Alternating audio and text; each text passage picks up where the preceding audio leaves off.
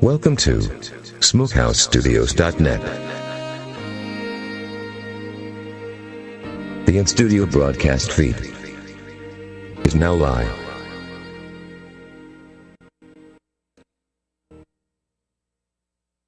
Warning. This show is about the return of our Lord and Savior Jesus Christ. If you are easily offended by the truth, then you need to keep listening. His return is drawing near. SmokeHouseStudios.net. The Front Porch Show. A unique blend of current events and what they might mean. Humbly seen through the eyes of God's Word, the Bible, in an old-school front porch discussion with occasional guests, your input, and a guiding hand through Christ. Broadcasting from atop the front porch, it's SmokeHouseStudios.net's The Front Porch Show. Now, carefully blending more smoke goodness in each and every soundbite, your host, Smokehouse. Well, hello, good evening, good afternoon, good morning, friends, wherever you may be across the globe and across the United States. That's right, old Smokehouse with you here. SmokeHouseStudios.net Front Porch Show out here on this Saturday night, January the 18th, 2020. That's right, 2020, and the impeachment has been delivered to the Senate. Now, this is to be a solemn occasion, but as we all saw this week on the news, Nancy Pelosi, in all of her glory, had ordered these fancy gold pens, 300 of them to be exact, and she had them laid out on silver platters. And when she was signing the impeachment to take to the Senate, she was using each individual pen for each individual letter of her name. Now, naturally, she didn't use all 300 of them, but then passed them out in a ceremonial, jovial, happy, excited manner as a celebration, an accomplishment of something that they have conquered, that President Trump now is going to be impeached.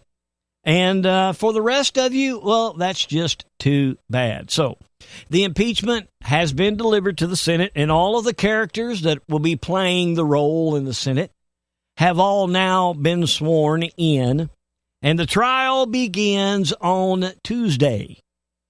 The trial begins on Tuesday. Trump has his lawyer staff, Jay Sekulow, in the mix, and has added a few more. Has added Alan Dershowitz, the constitutional lawyer who happens to be a Democrat, and he has added Ken Starr. So when Tuesday rolls around, it's going to be a big, exciting day. Now, all of this is going to be televised.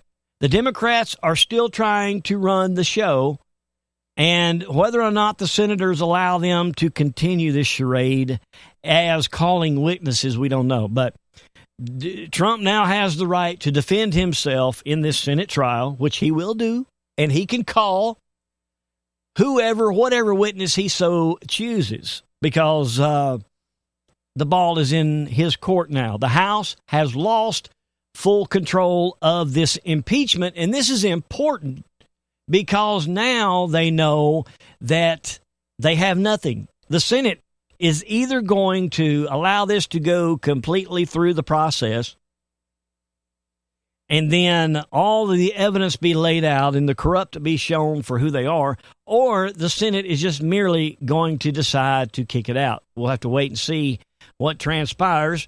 But as of right now, it appears that they may be looking into going through a full Senate trial.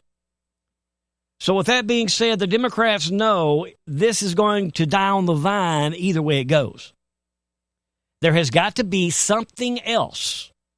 There's got to be something big and something major to consume the news, to take all of the information, all of the spotlight off of the crooked Democrats, which leads me to the upcoming protesters that will be protesting in Richmond, Virginia on Monday now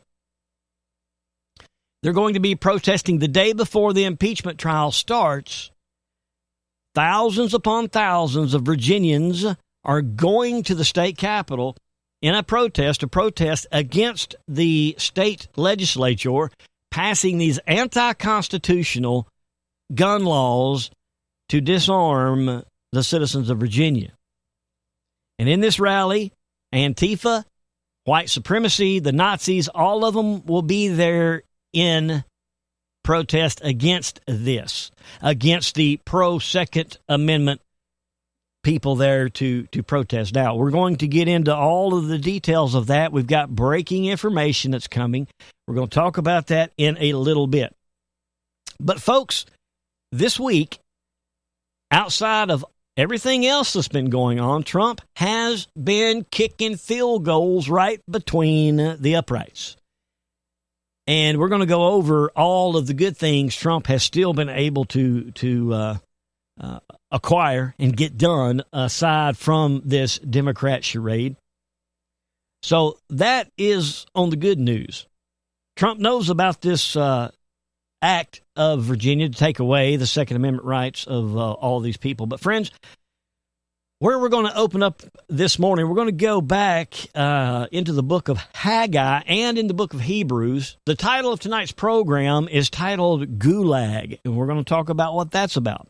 Project Veritas has undercover video that he has just released, and it has to do with Bernie Sanders' campaign manager, Mr. Kyle Jurek, and he's calling for an all-out slam, an all-out killing of Trump supporters. He's calling for Trump supporters to be put into concentration camps. He's calling for gulags, actual gulags, for us to be put in re-education. If you're unfamiliar with what a gulag is, it's a prison where you do nothing but just go out in the heat with a sledgehammer and bust rocks all the time, okay? And it is to re-educate you. It is to get you to adapt to what they're forcing you to be adapted to. That's what a gulag is. If you're unfamiliar with that and what all that means. So anyway, this is what we're going to be discussing. Now, we're going to go ahead and get started in Haggai. As my computer decides to freeze up. Gee, I wonder who's doing that. Well, maybe it'll come back up. So anyway, we are going to go into the book of Haggai, chapter 2, and we're going to look at some interesting things here. It was about 4 or 5 years ago, there was an ancient archaeological dig, and it took place in Judah, in the ancient area of Judah, and they had found David's palace, okay? And as they began to dig down through David's palace, at the time, of course, they didn't realize it was David's palace, but that's what they eventually had come to the conclusion once they had excavated it all out, okay? And as they were excavating out around the palace, they found another building, a little small building, adjacent to David's palace. And as they began to excavate this area, it was a shed or a barn, if you would. It was a shed and a barn that was King David's at one time. And so they excavated around this barn on his property and brought the field dirt around enough to where they could actually open the door and go into this barn. And when they walked into the barn, there was nothing that was in the barn except in the center of the floor there was a pile of olive seeds. They had found olive seeds in this barn in Judah. And the archaeologists, of course, they went and dated these seeds, and the seeds did date back 2,500 to 2,700 years prior. And they were still viable. You could throw them in the dirt, and they would grow. They would grow. Well, since then, archaeologists have been finding seeds like that a lot and all over the place. And January the 18th of 2019, the article that appeared today states that what ancient seeds found in archaeological excavations in Israel tell us. Well-preserved seeds found in archaeological digs in Israel offer a singular glimpse into the lives of the people who were nourished by them thousands of years ago. So they're finding even more seeds, ancient seeds that are still viable in areas of Israel to this day. But I want to focus back on the ones that were found in this barn 4 or 5 years ago at this archaeological dig at King David's palace that they had found. When we go to the book of Haggai, Haggai is a prophet. If you remember when we were going over Trump and Cyrus and Ezra coming in and prophesying and needing helpers, this is when Israel's in captivity for 70 years, and they needed helpers because Cyrus was about to release the Israeli people from their 70-year bondage. And so Ezra came to Cyrus and he said, hey, I need some volunteers to go back with me. And we need to start rebuilding the temple and rebuilding Israel. And there were 2 volunteers, one of which was Zerubbabel, volunteered to go back with Ezra, and they go back to Israel. They start building the altar for the new temple. Now, the temple hadn't been built yet, but they began building the altar, which they had a sacrifice on. And then it was a mere 2 or 3 years later, after they had that sacrifice on the altar, that the second temple was built, okay? So Zerubbabel then became the high priest. So he was the high priest of all of this. And when the people came to Israel, they began to start building the temple. And then, as people do, you know, they got more concerned with their houses and their homes and their money and their income and all of that. And the Lord told Haggai to tell them, look, you need to quit focusing on what's going on right now around you. And you tell the people they need to put down their homes, quit worrying about their problems, quit worrying about what needs to be done to their yards, and you tell them to get back to work and start building the temple. They're slacking. And then in chapter 2 of Haggai, we see where Haggai then is talking to Zerubbabel, the high priest, and the people, and he's already told them now that they need to start rebuilding their home. But we're going to move to the last part of chapter 2 because it goes along with the opening message that we're going to share with everything that we see about to bust loose in our world today. Friends, we have had 4 volcanoes erupt this week. 4 massive volcanoes. We have had earthquakes all over the United States. One area in which that's real bad is Puerto Rico. Go look at all the earthquakes we've had this week and these volcanoes that have erupted. Not to mention the Australian fires that have been raging across the entire country. Joel tells us that the Lord is going to show signs of fire, blood, and plumes of smoke. We're seeing the plumes of smoke via the volcanoes this week and the plumes of smoke coming from these Australian fires. We have been seeing the signs of fire throughout all of the wildfires, not only that we have had here in the United States, but Australia has been having, Israel has been having. You could say that we have seen the signs of blood via what ISIS had been doing. But friends, getting back to this Virginia issue,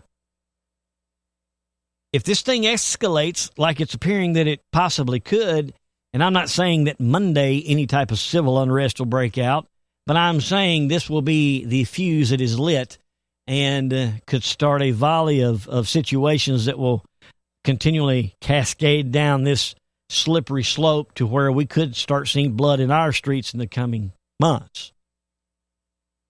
We're seeing all the signs that God told us to watch for in Joel upon his coming, but I want to take you back to Haggai chapter 2, and we're going to start at verse 19 and go through verse 23.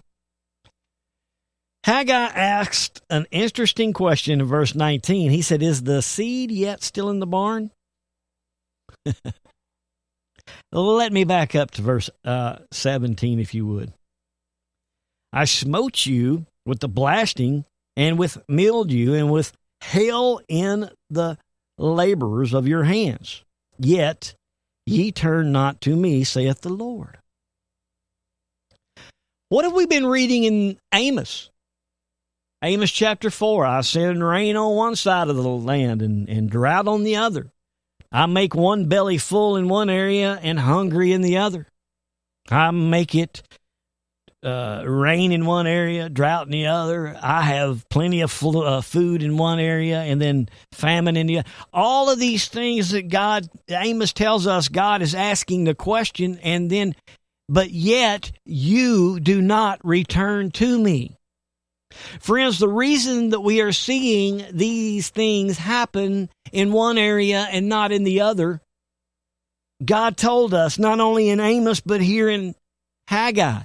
I do this so that you will recognize this and come to me, come back to me, repent of your sins, call upon me, put away the sins of Babylon, get out of this world and call upon me. But we do not listen. Why do we not listen? Because the Titans are in Kansas City, and there's going to be this playoff game tomorrow that's going to determine who goes to the Super Bowl. Let's forget that civil war could break out Monday in Virginia. Let's forget that Bloomberg is pouring every dime he's got into the removal of not only President Trump, but President Pence to install Pelosi as president so that we can be further consumed by the wicked. But we don't care. We don't care because the Titans are going to be playing Kansas City tomorrow. And that's all that matters. We've got to know who goes to the Super Bowl, man. So Haggai tells us in verse 17, "I smote you with blasting and with mildew and with hail and all laborers of your hands, yet you do not return to me, saith the Lord. Consider now from this day upward, from the 24th day of the 9th month, even from the day that the foundation of the Lord's temple was laid, consider it. Is the seed yet still in the barn? Yea, as yet the vine and the fig tree and the pomegranate and the olive tree hath not brought forth. From this day I will bless you." Haggai asks the people a question before he's about to prophesy what he is about to tell the children of Israel, because in chapter 1, he was telling them they need to get their houses in order. So, or forget about their houses, get the temple in order, get the Lord's house in order, because that's what God's commanding them. But here, Haggai is fixing to tell them of a future time, and he's going to be telling them the same thing. It's time to quit worrying about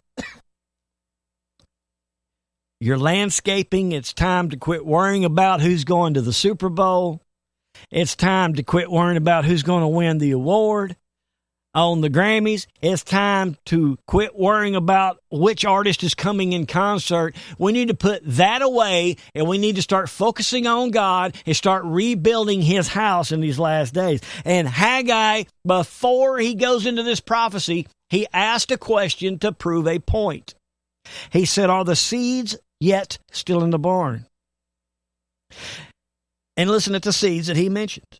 He mentioned the vine and the fig tree and the pomegranate and the olive tree. These seeds, he asked, Are they not yet still in the barn? And what did we find 4 or 5 years ago? In a barn in David's palace, in his property there, we found olive seeds in the barn. And here today we have an article stating that there are ancient seeds that are still being found all over Israel. And what type of seeds are they finding? They're finding fig seeds, pomegranate seeds, and they found the olive seeds in the barn in the King of David. What's the Lord telling us? What's Haggai telling us? I believe, this is just my opinion, Haggai asked that question for a reason so that when seeds were found in the barn, we would be like, whoa. We better go back and take a look and see what Haggai was saying. Tonight we're going to do that. Let's go to verse 20. And again the word of the Lord came unto me, the word of the Lord came unto me, unto Haggai in the 24th day of the 9th month. Speak to Zerubbabel, the governor of Judah, saying, I will shake the heavens and the earth. So Haggai asked this question, are the seeds yet still in the barn? And then the Lord told him to go to Zerubbabel, the leader here, and tell Zerubbabel that God is going to shake the heavens and he's going to shake the earth. In verse 22, and I will overthrow the throne of the kingdoms, and I will destroy the strength of the kingdoms and the heathen, and I will overthrow the chariots and those that ride in them, and the horses and their riders shall come down, every one by the sword of his brother. And in that day, saith the Lord of hosts, will I take thee, O Zerubbabel, my servant, the son of Shealtiel, saith the Lord, and will make thee as a signet, for I have chosen thee, saith the Lord of hosts. So in a future time, God tells us that he's going to shake the heavens, he's going to shake the earth, he's going to shake up all nations. All right. They found seeds in the barn 4 or 5 years ago. They're still finding seeds right now. In an article that just came out today, archaeologists are still finding seeds. Our heavens are shaking. Did you not pay attention to the weather last week?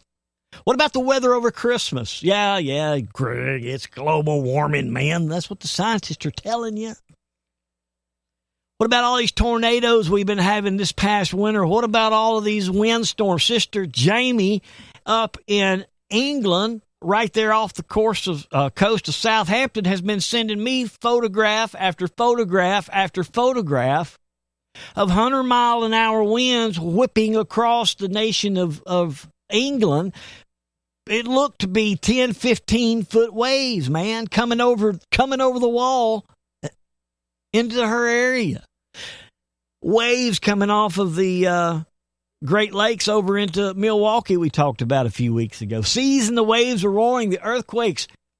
The heavens are shaking.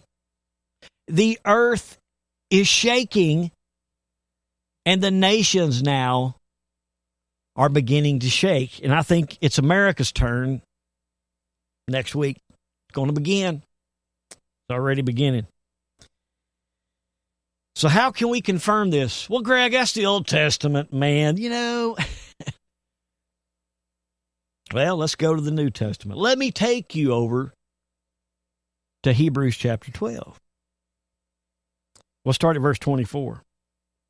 And to Jesus, the mediator of the new covenant, and to the blood of sprinkling that speaketh better things than that of Abel, see that you refuse not him that speaketh. For if they escape not who refused him that spake on earth, much more shall not we escape if we turn away from him and that speaketh from heaven, whose voice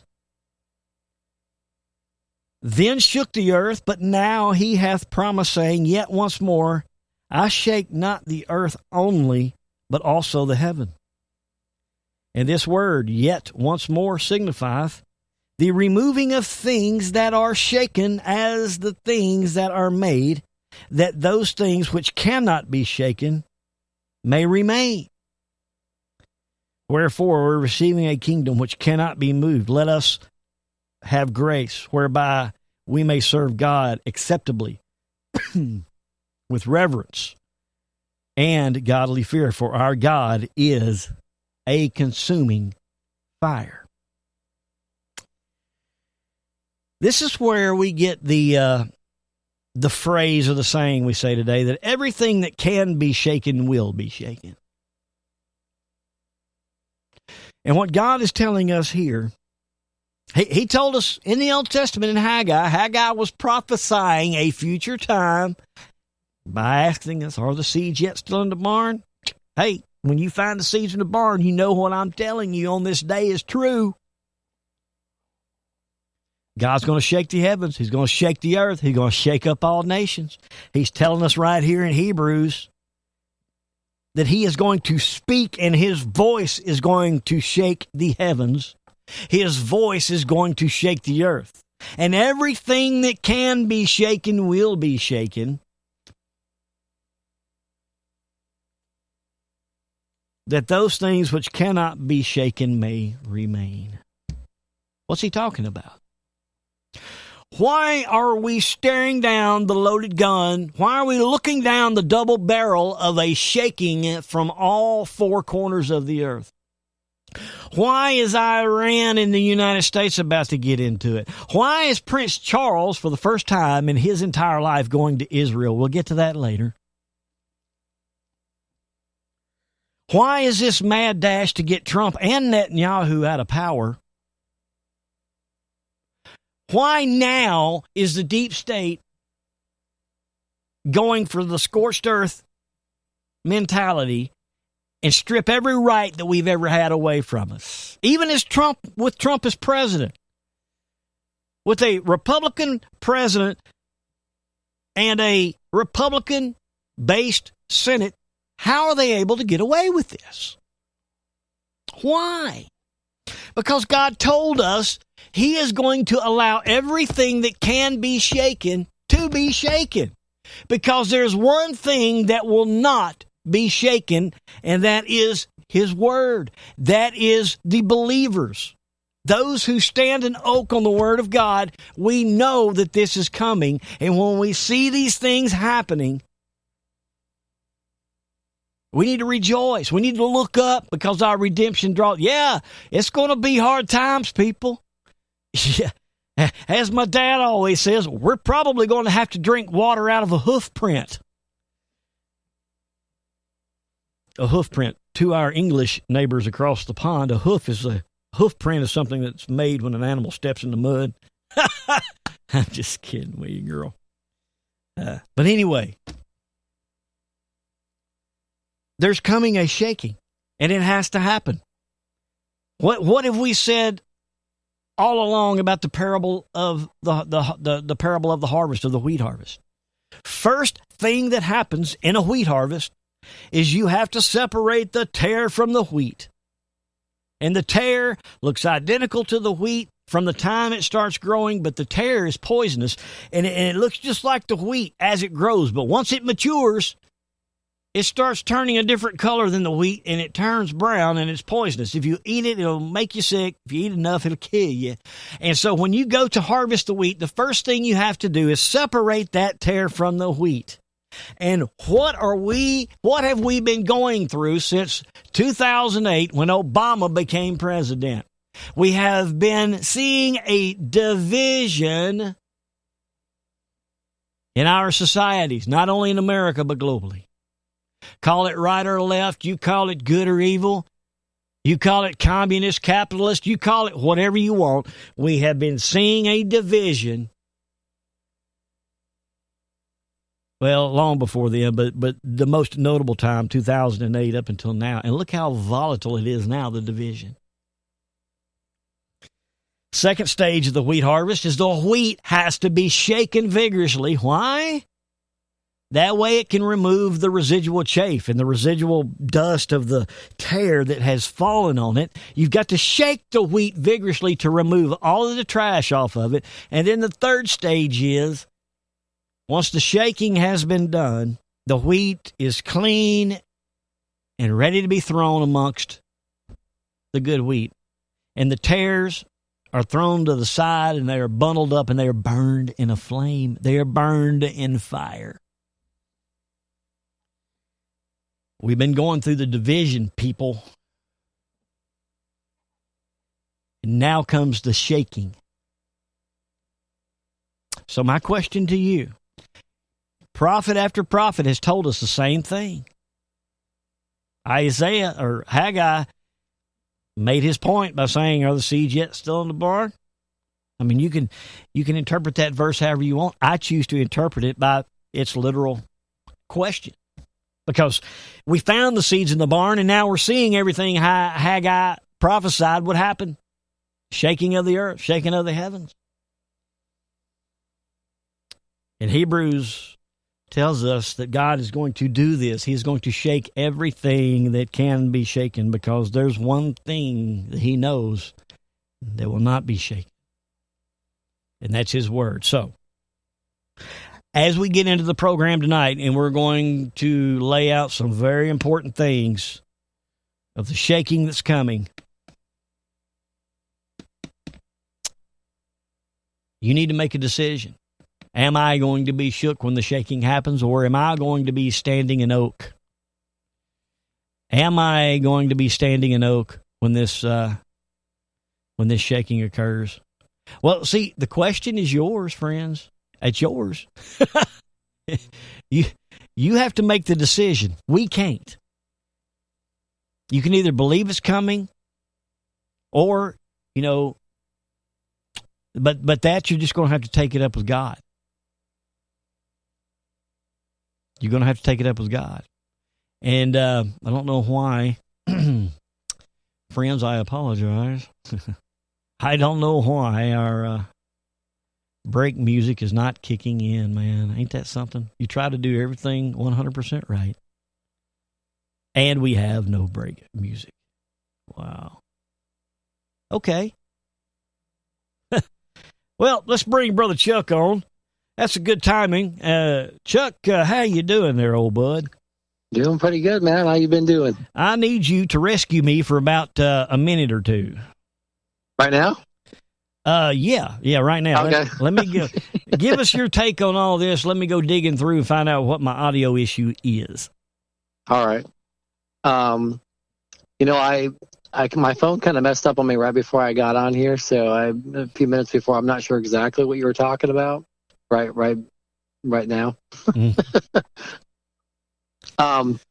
I can kind of talk to you a little bit about what's going on. I don't want to jump ahead. I know you have certain issues you're covering, but what specifically we're talking about right now before? Well, just how everything that can be shaken will be shaken. Oh yeah. Yeah, I think that we see all the stuff going on right now in the world with all these geopolitical stuff going on with they talk about wars and rumors of wars. We have like the Iran thing going on. Mm-hmm. And then you have, just these different countries that are kind of aligning themselves against us because they hate us anyway, China and Iran. And, it's kind of an amazing time to be alive. And I say that, I've said that before, just because so much is happening like all at once. And with the like specifically talking about the wars or rumors of wars, when you look at Revelations and you look at the different scriptures in there that talks about what you'll see in the end times. I was just talking to my kids about, they were asking Jesus, the disciples were asking, when will we know the end is near? And he talks about, nations rise against nation, kingdom against kingdom. But he says, even then he says, the end is not yet. Mm-hmm. This is just the beginning of how crazy things are going to get. And I kind of was looking at my kids, and I could tell they're kind of like, whoa. But here's the thing, even though we watch what's going on and we're concerned about it, we look at it differently than those who don't know God and don't know Scripture, because when somebody, even like new Christians, might freak them out when they read Revelations, and people who don't know the Lord, probably a lot of them really get freaked out about it.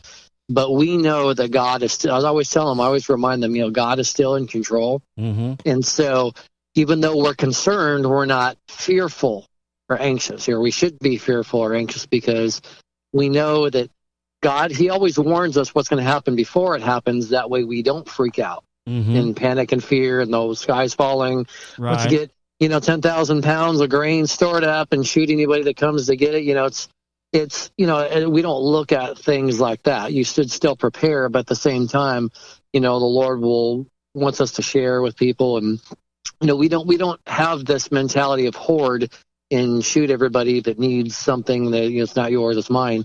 That whole mindset of God wants us to be there, to be a light and a testimony, to share the gospel with people, because as things get crazy, even crazier than they are now, we know what's going to happen from reading Revelations and just watching what's going on in the world right now. It's progressively getting more crazy. We can have that confidence in the middle of all the craziness happening, that we know that God is still in control, and the Lord is going to, I really believe in the end times, in addition to the Lord saying the harvest is plentiful, but the workers are few. We know that as the world gets more and more wicked and mean and cold and calloused, when you walk with God, you're going to stand out even more, and the Lord will provide you so many opportunities because the harvest is plentiful and the workers are few. So it's kind of an encouragement that it's all in the way you look at it. Like you talk about the half, we were talking about in the past, that cup being half full or half empty, and it's, even though that's kind of cliche because people use it so much, if you really think about that, it really is, because you can be in the exact same situation but have the right attitude towards it. It's like you're in a totally different situation. Right. So, yeah, I don't know. I don't know if that. I think it would, definitely apply to kind of what we're talking about as far as the craziness of things happening, and just all in your perspective and the way you look at it.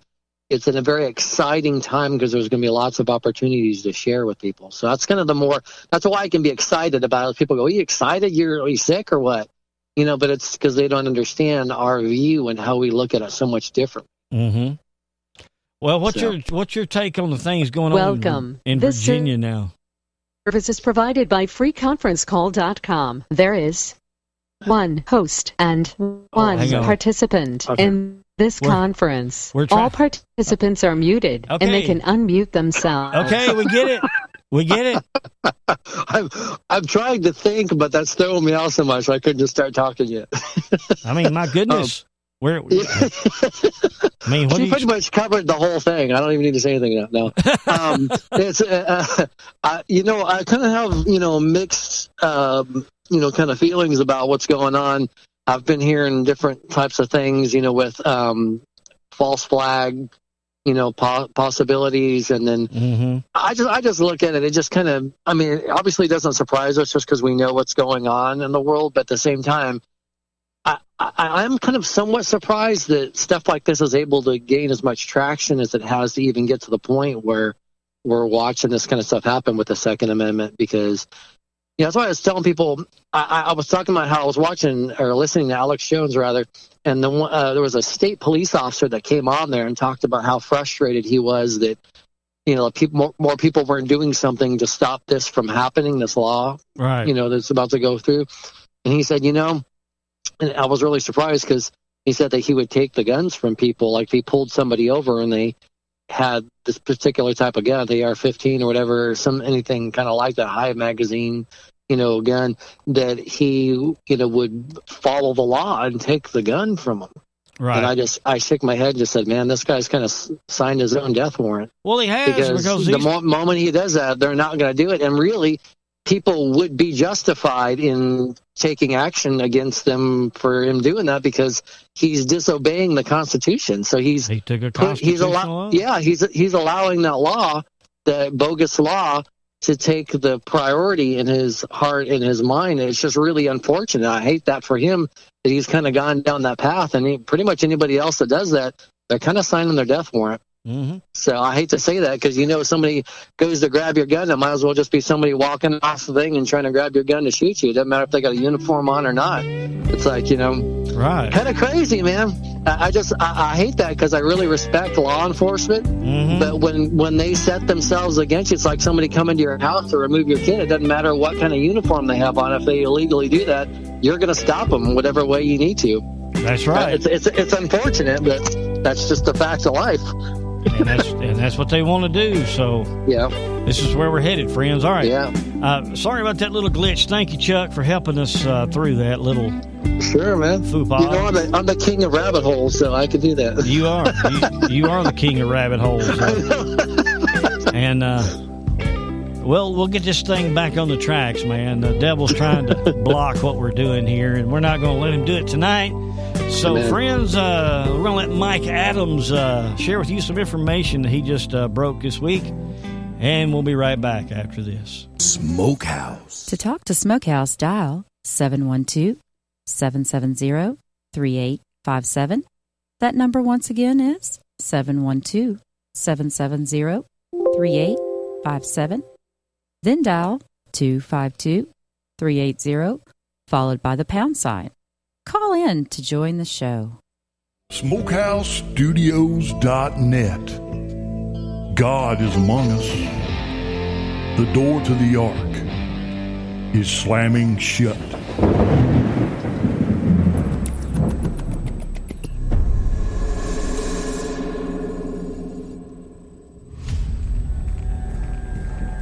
Future historians will look back and try to come up with a name for this epoch in which we live, this era. And I think the name may be the era of treason. We now live in a time when every major institution that runs our culture, that runs our news, that runs our technology infrastructure, that runs our government, every institution is engaged in treason. And by that, I mean a deliberate attempt to overrule and overthrow the will of the people, even in a society where government is supposed to be an extension of the people, by the people, and for the people. It's the people, the body politic, from which all government power is supposed to spring. And yet today, we are now living as subjects, ruled over by these institutions engaged in treason. It's big tech with the politically motivated censorship, shutting off all the channels and all the voices that love America, that want to defend due process and the Constitution and even our duly elected president. It's the treason in the media that is complicit in covering up the heinous crimes of Jeffrey Epstein involving the Clintons, the pedophilia rings, the child rape and sex trafficking. The news is admittedly covered up by ABC News anchor Amy Robach and others. CNN is not just fake news, CNN is treason. The New York Times, the Washington Post fabricating fake anonymous sources to try to smear President Trump with a false narrative of Russia collusion or Ukraine collusion or anything they want to nitpick. It is treason. And it's not just the media and it's not just big tech. It's, well, the government itself, the deep state, the embedded bureaucrats in the regulators, in the administration. The bureaucracy itself has become engaged in treason, fighting just for their survival at the expense of liberty and freedom and truth and justice. Now we see the bureaucracy focuses entirely on just protecting itself, even if it means violating the laws, the rules, the spirit of the law, violating the will of the people, violating the Constitution. Whatever it takes, they are now willing to do it. The very people that have been put into power are now abusing that power and destroying our nation from within. And when there's an uprising, as happened at the ballot box in 2016 with the election of Donald Trump, the uprising is attacked. The people are called deplorables, and your choice of a president is viciously smeared daily, even hourly, with a coordinated narrative rollout from Adam Schiff with his fake transcripts and selectively edited words from secret testimony held in underground bunkers with zero transparency and zero due process. It's all a coordinated smear campaign to destroy the president that the people elected to the highest office in our nation. So we now live in a system where we, the people, have a gun to our heads, figuratively speaking, by the government, to take our money so that they can continue to fund their treason against us, we the people, and the nation that we built. And they now, through their actions, openly admit that they do not believe voters should ever be allowed to decide who gets to run America. That is offensive to them, that the people have a voice at all. And if they have any say in these matters, they are going to do everything within their power to nullify the voice of the people, to crush independent thinking and independent voices, voices of dissent, which are the most important voices for establishing and protecting liberty. Those voices will be ostracized to make sure that no one listens to the most important voices of our time, the voices that reflect the very ethics and morality of the founding fathers of this nation. That's who gets censored by Google. And the tech giants have become so arrogant that they've decided they not only no longer want your input, they don't want your voice, they despise it. And they're going to do everything in their power to veto your voice, to silence your ideas, and to make sure that you never have a say again in any election. If they have their way, the elitists, they will make sure that every future president is appointed by the deep state to cover up all of their crimes, to cover up their shortcomings, to cover up their conspiracies, to make sure that the deep state gets to choose who runs the country. That is the age of treason under which we are suffering. Well, that kind of sums it up, folks. That's where we're at. Everything that can be shaken will be shaken, and it's coming. That's pretty powerful there, wasn't it, Brother Chuck? Yeah, I was kind of going, wow, he kind of hit it pretty much all the bases on that one. Well, and what we're getting into here, let's first start with Virginia. All right, let's look at the MO here. Every time the Democrats are going down in flames, we have a mass shooting. Every time the Democrats want to hide something that's fixing to come out that's going to bring them down, we have Iran attacking or, a gassing in Syria. They do everything that they can do to consume the news because they run it all, Chuck. And you know that.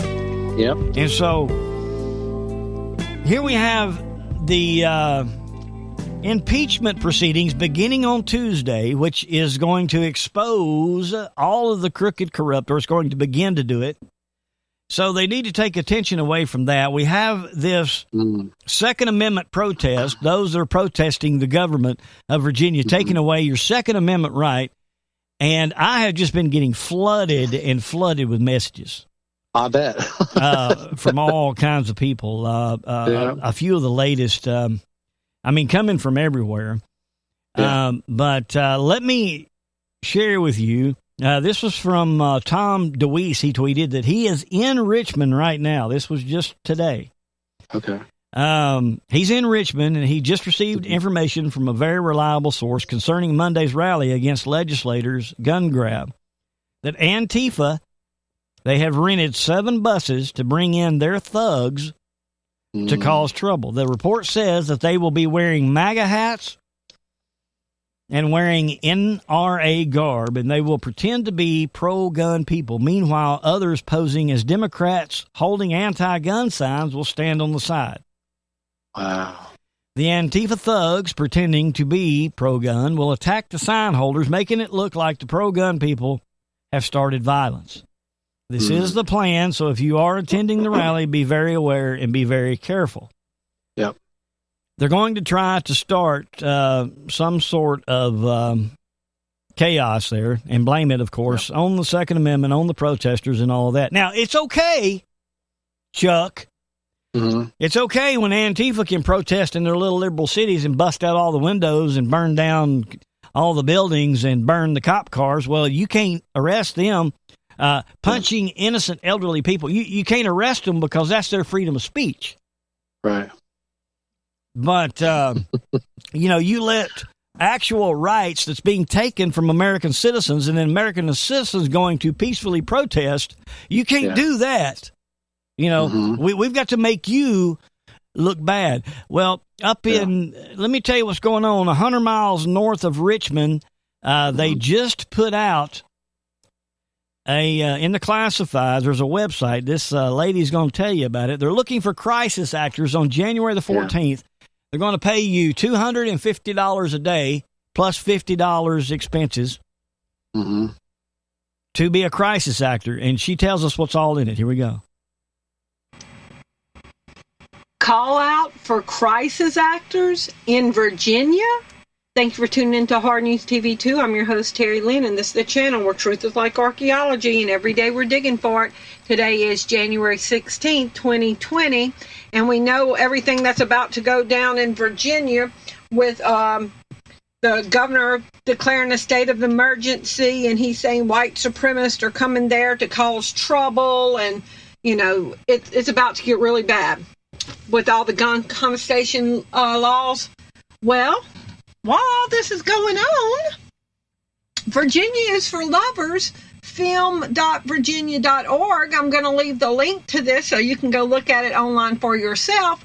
If you see right here where it says all and jobs underneath there, it's got January 14th, 2020 is the casting when they're going to start interviewing people. So this was 2 days ago. Virginia. Hostile Environment Awareness Training, HEAT. Location, Amisville, Virginia. I'm not sure where this is. Rate, $250 a day, $200 plus $50 for travel. Additional travel lodging not provided. Description, HEAT courses, HEAT, Hostile Environment Awareness Training, are designed to prepare NGO staff for operating in challenging international environments through in-person simulations. Actors take on varying roles: terrorist, IED, victim, hostage, rescue team. The rescue team people aren't even real.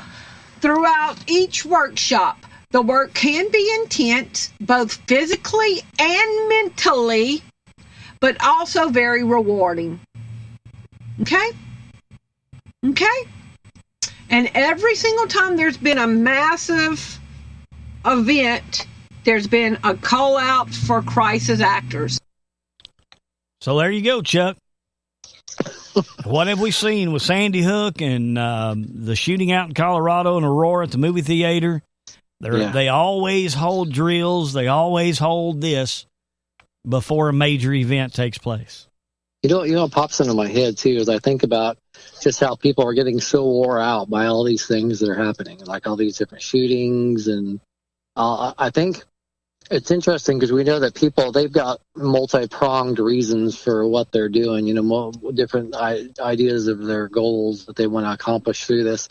One is obviously provoking people and pushing them to the edge of their restraint and causing them to be extremely violent, so that way they can come in and say, oh, they're mentally unfit. Look, this is why we need to take the guns away. Like, we know that's, part of their plan. I think they just make people just so wore out that they just want to give up. Because you just keep dealing with stuff over and over again, and this new thing, that new thing. And they just want to wear people out. And I can't help but think, in my mind, I'm so glad that as Christians we have the hope of heaven, because it really helps you look at all these things in a different way. Not that like, oh, well, I don't care what happens here, I'm going to heaven. But it's like, it really gives you the strength you need to fight here, because you realize it's for the greater purpose of sharing with people, why. There's a reason why we need God. Because, with all the stuff going on with the different government people not following the law, they think they're above the law. They're trying to change the law, like use it against you. You can use that as an opportunity to share the gospel with people as things get crazy like this.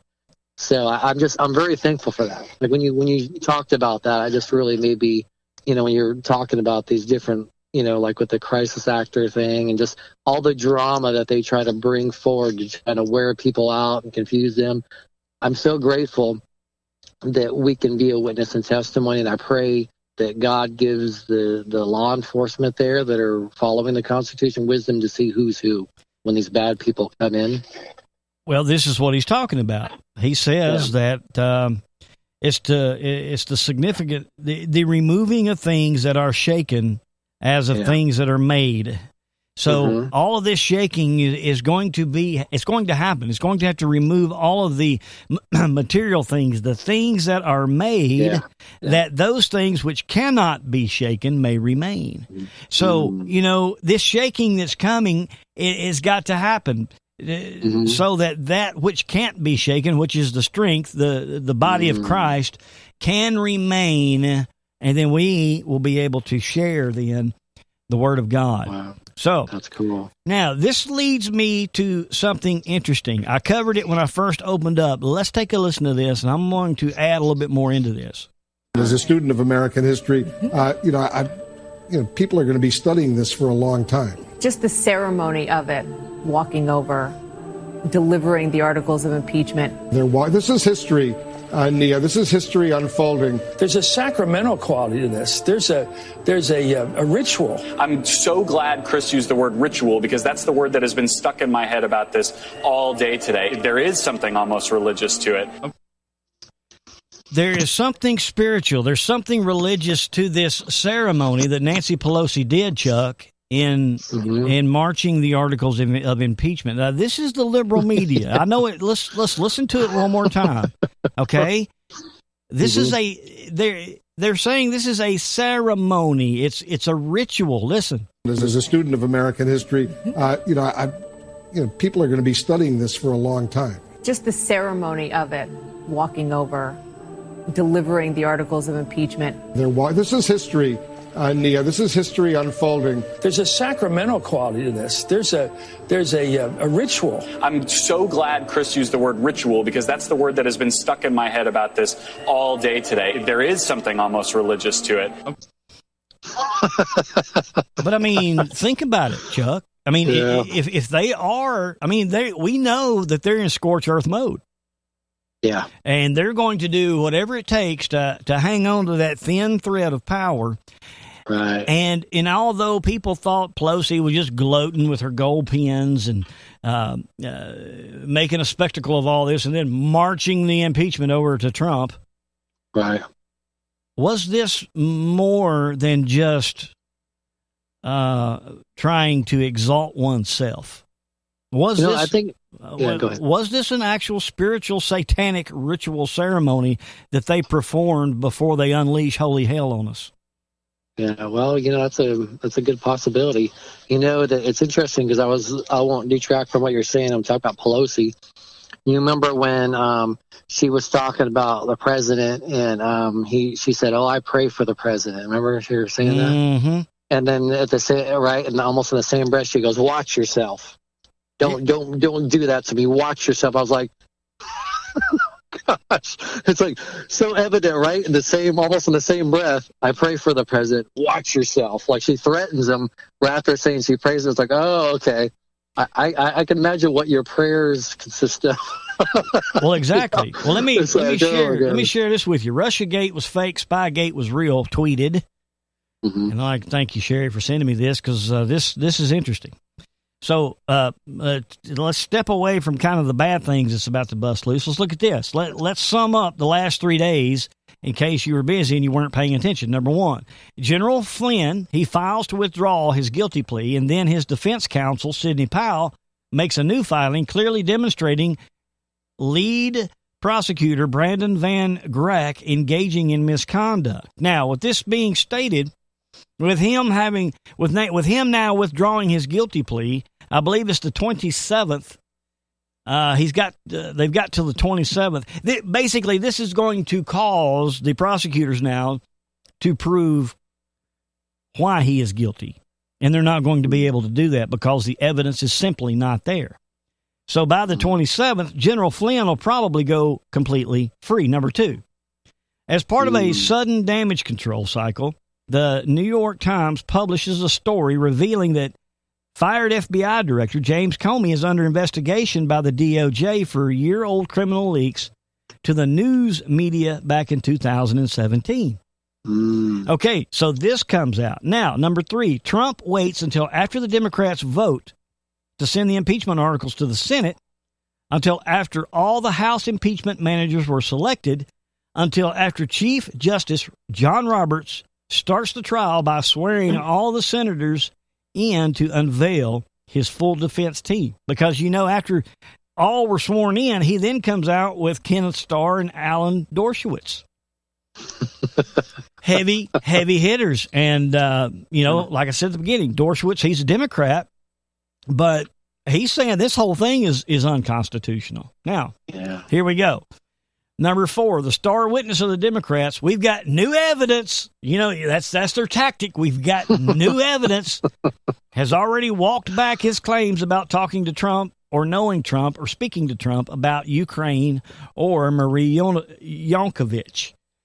And as we know, Les Parnas, we have seen several pictures with he and Trump together and he and Giuliani together. But it's like they say, man. I mean, these people, Trump and all of these people, they are around thousands of people all the time that just say, hey, let me have a picture made with you. And boom, you don't know who they are. You just stand there and have your picture made. Well, the media takes this as they've known each other for years, man. Right. And they can make that claim because they got a picture of you standing next to the person. Exactly. And this guy is, he's a convicted felon. He's a liar. Just like Cohen, okay? Yeah. And the rest of them that they pulled that have either been indicted on something or in prison. By the way, Avenatti was one of the witnesses, the creepy porn lawyer.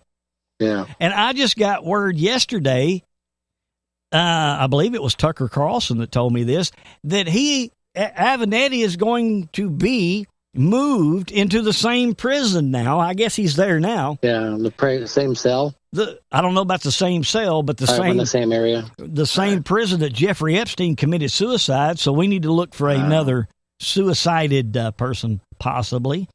Wow. Okay, now let's get back to these facts here. All right, the stock market closed at an all-time high after 2 weeks of Democrat Party leadership. Let me back up here. I haven't bought my new mouse yet there, Chuck. I was like, wait a second, what? The stock market closed at an all-time high. After 2 weeks of Democrat Party leadership and the DNC new media complex, but I repeat myself, wailing and shrieking and rattling their chains about World War III after President Trump killed the world's #1 terrorist mass murder. And what do we see come out of that? Tlaib and Omar, okay, they were supporting Iran in this and criticizing Trump for what he had done. And when they were speaking of Soleimani killing American soldiers and all that, Omar and Tlaib were sitting there snickering and laughing right there on the camera in front of everybody. I remember that. But it's a PTSD, right? Right. Okay, number 6. President Trump did something that the political elite class in D.C. and in the DNC media said would be impossible. He got this new trade deal done with China. Now, this is just phase 1, but they signed a trade deal, or they're beginning the first phase, and they were in agreement. China signed it. And, Chuck, are you sitting down? Yes. This involves China buying up our food. Yes, Trump has just sold millions of dollars of rice to China. Okay? Number 7. Like selling ice to the Eskimos? Yeah, it's like selling ice to the Eskimos. He has sold millions of dollars of rice to China. They're going to buy our rice. Okay. Wow. So President Trump did something that's a political... Okay, we already covered that. Number 7. The Senate passed the USMCA, and it's now going to the desk of the President of the United States to be signed. All right, number 8. It was revealed that Republican Omar is now being investigated by 3 federal agencies for various crimes. Now, let's see. And at least 3 agencies are considering her case. The FBI, the DOFED, Inspector General, and ICE have agreed. So, why he did this thread before something else drops, and he doesn't include it. I get asked all the time, Brian, do you think any of this stuff breaks open before the election in November? And he said yes, that it will. He stands an oak on that now. So people think that Trump is a victim just being carried along by events, swept downstream and frantically trying to keep his head above the water as he desperately paddles to try to get some control. That's exactly the wrong view to take. He is in charge of the timing. I believe that he is being led by God. Okay, so we've got all of these good things that have surfaced this week. All right, we've got the big rally in Virginia. We have Antifa headed there. We know what they're going to be doing. We have Northam now sectioning off areas, and from the maps that I've been seeing, it's almost like Charlottesville. They're sectioning off an area where there's only like one entrance, and once you're in, it's like a cage match, you know? And so they can blame or do or whatever they want to do. So this is where I'm getting at. The gulags, okay? They are coming after us. Trump has always said they're not coming after me, they're coming after you, the American people, and it's being evident now. Okay, now to prove this point, James O'Keefe with Project Veritas has undercover video where he has sent his people in to talk with Kyle Jurek, who is Bernie Sanders' campaign staffer. Let me give you a little background about Kyle Jurek. He was arrested in 2016 on drug charges, and then just recently, at the beginning of this month, Chuck, on January the 7th, he was arrested, and the Sanders campaign bailed him out.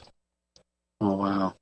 All right, now this is a little lengthy, but I'm going to share with you what Project Veritas has released, okay? Cool.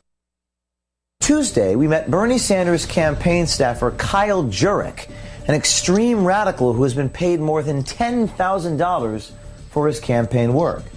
We wonder, how many other radicals like Jurek are embedded in the Sanders campaign apparatus? Jurek's ideas are beyond scary, especially his take on the Soviet Union's gulags. There's a reason Joseph Stalin had gulags, right? And actually, gulags were a lot better than what the CIA has told us that they were. Wait a second. This is crazy talk. I mean, the most comprehensive literary work about the Soviet Union was done by Alexander Solzhenitsyn, who won the Nobel Peace Prize for describing the horror, the violence, the tragedy, the carnage, the genocide that occurred in the Soviet gulags. And while we released the video yesterday, this video has even more discussion and praise about these gulags. Quote, prisoners would have their skulls squeezed with iron rings, that a human being would be lowered into an acid bath, that they would be trussed up naked to be bitten by ants and bedbugs, that a ramrod heated over a Primus stove would be thrust up their anal canal, the secret brand, that a man's genitals would be slowly crushed beneath the toe of a jackboot, and that, in the luckiest possible circumstances, prisoners would be tortured by being kept from sleeping for a week, by thirst, and by being beaten to a bloody pulp. So that was the intention of gulags, right? It's not only to remove the people that were insidious to the state from the state, hey, you guys are all causing problems. You're working against the revolution. We're just going to remove you and put you in Siberia, where you learn the value of being a comrade. And that's that's what it has to be. Our prisons in the United States right now are far worse than anything that they experienced in Gulag. People get raped. People work 12 hours a day. People have to go fight fires in California for $1.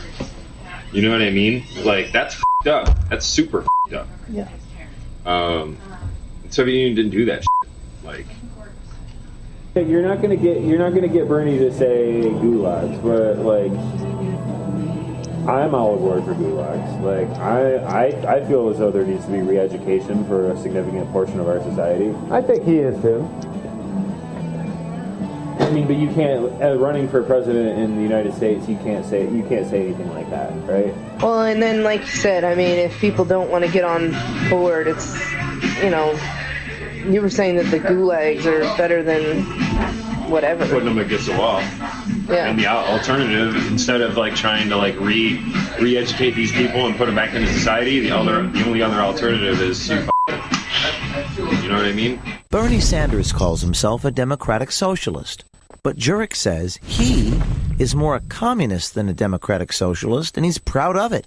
And he proclaims he is not alone. That's crazy, though, that guy was saying. Yeah. It's like, I know we have a lot of, like, the communists and the Marxists, like, on our side, but that's... I'm one of them. Yeah, and in fact, there's, that I know of, 4 of the organizers in this office are... Okay, so basically what they captured under this, well, I won't play the whole thing. You can go look. It's about 10 minutes long. You can go research it for yourself. But you heard the most meat here, that they are going to uprise if Bernie is not elected, and they are going to come after us. And we need to be put in re-education camps, in gulags, and forced to adapt to this new world order. I mean, we need to be killed, because they ask, what about the ones that won't comply? Well, then we just kill them. All right. He said the better way to do it is don't re-educate them, just friggin' get rid of them. Yeah. Okay, so we have this coming from the Bernie Sanders campaign. Now, Owen Wilson with InfoWars went to the Bernie headquarters at or one of the Bernie rally or the Bernie campaign tables at one of the universities and asked about this guy, this Kyle Jurek, and they're like, oh, yeah, he's a great guy. And he said, well, is he still employed? And they're like, well, yeah, he's still employed. Oh, so Bernie Sanders supports him. Well, yeah, Bernie Sanders supports him. Well, then why don't they fire him for calling for a riot, calling for an overthrow? I mean, this is sedition, man. I mean, this is and nobody's calling for it. It's all open. Now, listen to what else he said. He said that if Bernie is not chosen as the Democratic candidate, they're going to burn Milwaukee down. And if Trump wins in 2020, they are going to burn all the cities down. Listen to this.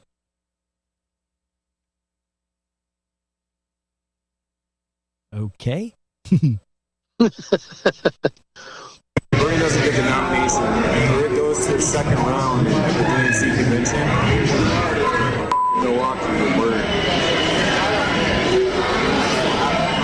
It'll start in Milwaukee, and then when the police push back on that, and other cities will. Germany had to spend billions of dollars re-educating fucking people to not be Nazis.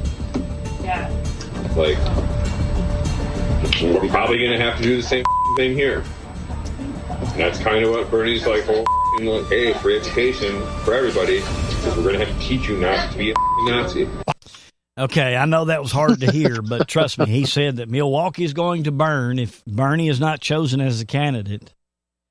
And then he's going to, if he's not president, they're just going to burn all the cities down. Wow, I like how he says it. They need to be basically taught a lesson to not be re-educated and not be Nazis. Mm-hmm. I'm saying they can. This is a Nazi talking right now. It's like that's what Nazis do. Exactly what he's talking about. It's like, wow. Now, okay, Owen Schroer with InfoWars, he goes to the DNC headquarters and he corners Tom Perez of the DNC chair. I mean, the head guy, right? Mm. After this Project Veritas video was released, and he just blatantly asked him, do you support this? And listen to this response. Did you see the Project Veritas video of the Bernie Sanders campaign manager talking about violent riots? Did you guys see this? Did you see that, sir? Does this concern you at all? So you're just not going to talk to me like a 12-year-old? You're just going to walk away? Are you that immature? Don't you think that's a big issue for the Democrat Party? So that's it? That's all you have to say about a violent socialist in the Bernie Sanders campaign? Do you disavow violent terrorism? What about Bob Kramer and Aaron Black? Donald Trump's never been caught on film or any of his campaign funding illegal immigration like Beto. So you can't even comment on the Project Veritas video. You run away. Is that funny, Keith? Is political terrorism funny, Keith? So you're not going to comment, huh?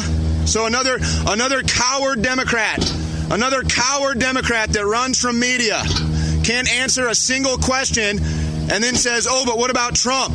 Pathetic. Your party's dead, Keith. How does that make you feel? The Democrat Party's going to die on your watch, Keith. One more chance. Do you disavow political terrorism in the Democrat Party? There he goes. It's real funny. He's laughing. It's not going to be so funny when Trump wins again. So there you go, Chuck.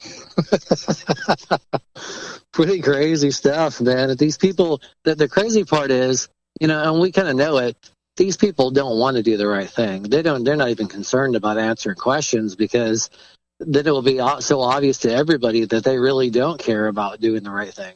That's why all they can do is run. I know, but even the Democrats know that they've lost it all. This after the debate this week, okay? Mm-hmm. After the debate this week, this is the liberal news network, CNN, MSNBC, and all of them. Listen to what they said.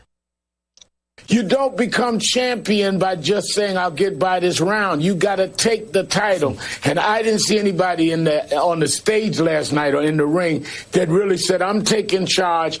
I can be president. I can take on Donald Trump." Nobody looked good on that debate stage. Let's just say what everybody's saying behind the scenes. I mean, who I've talked to, nobody looked good on the debate stage last night. It was probably everybody's weakest performance.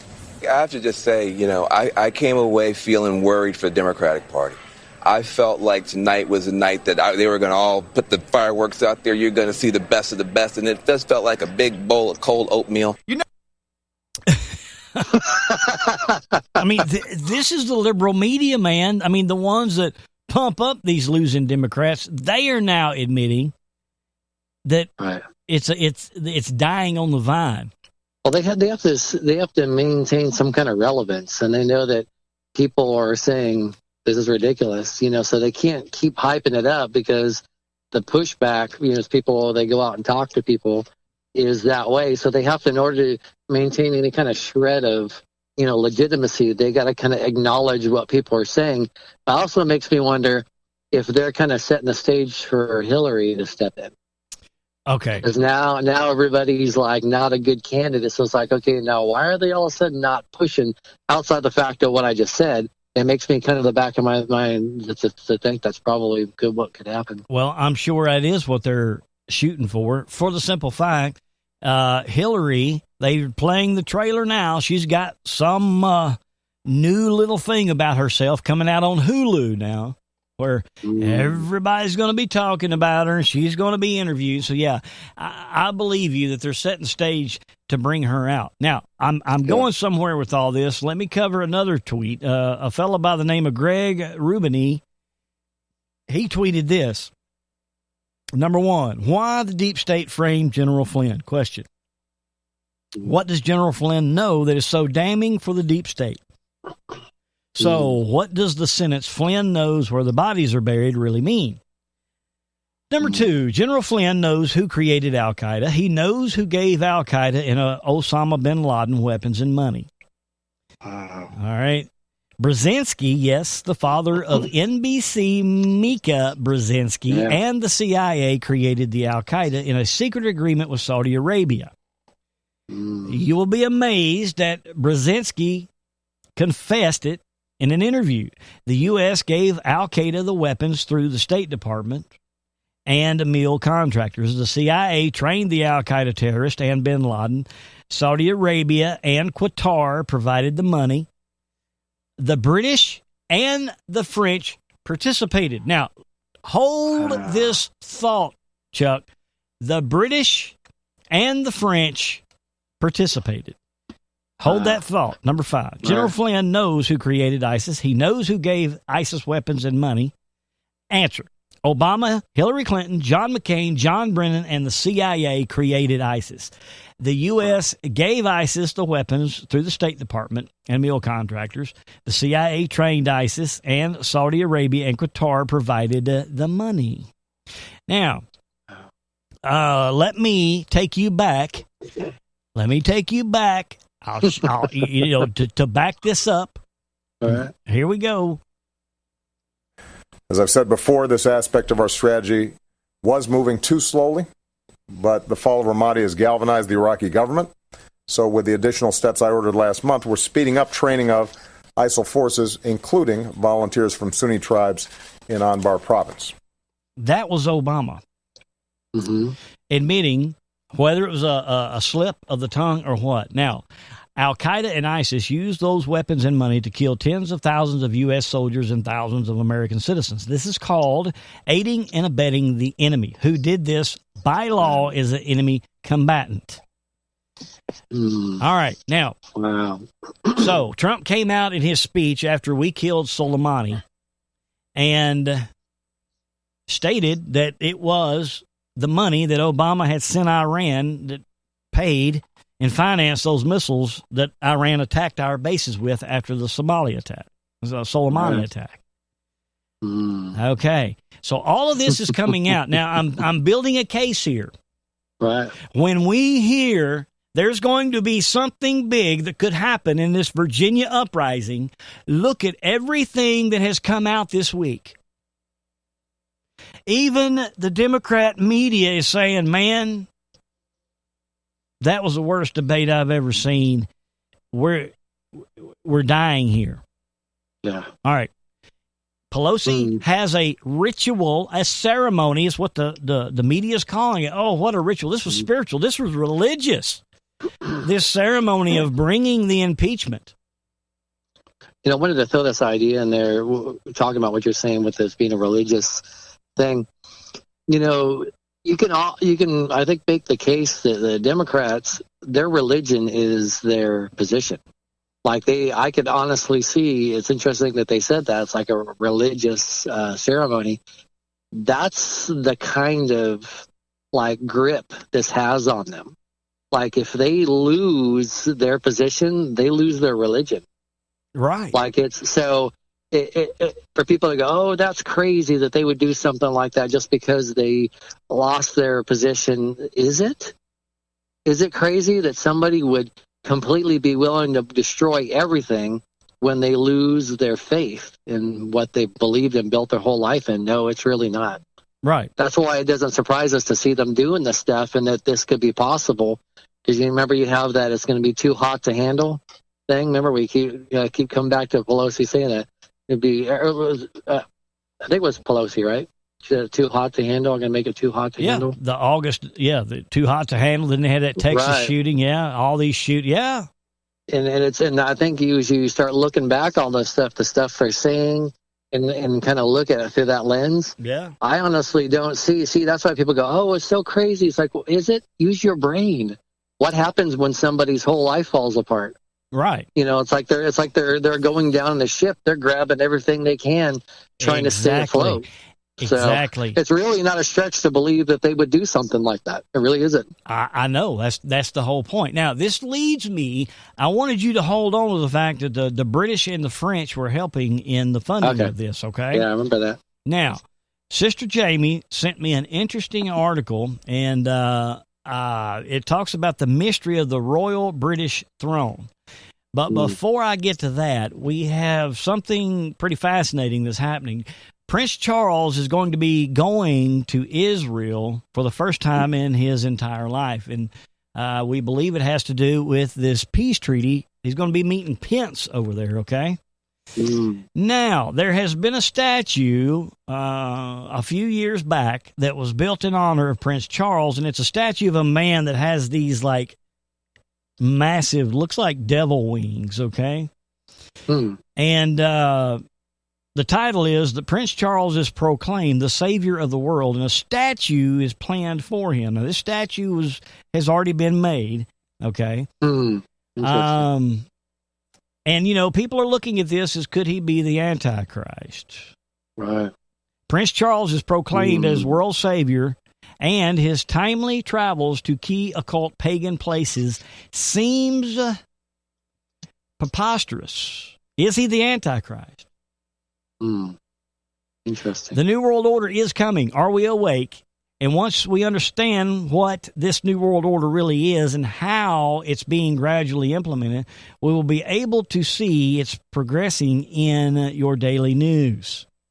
Now, there's this large, long article, okay, that talks about all that. But what I want to focus on is Prince Charles's recent developments, because we've got something very important that has just happened over there.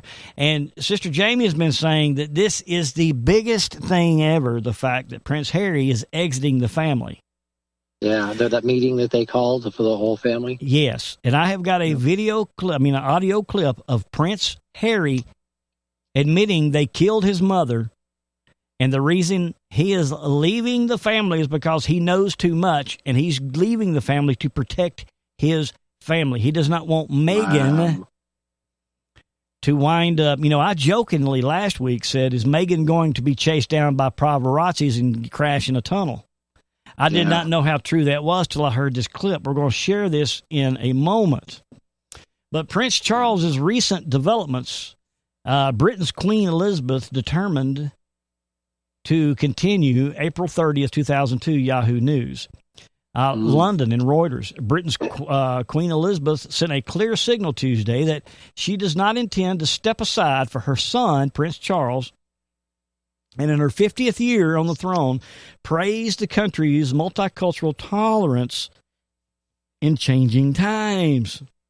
Tolerance, acceptance. All right? Very few people were aware that this story might have huge prophetic significance.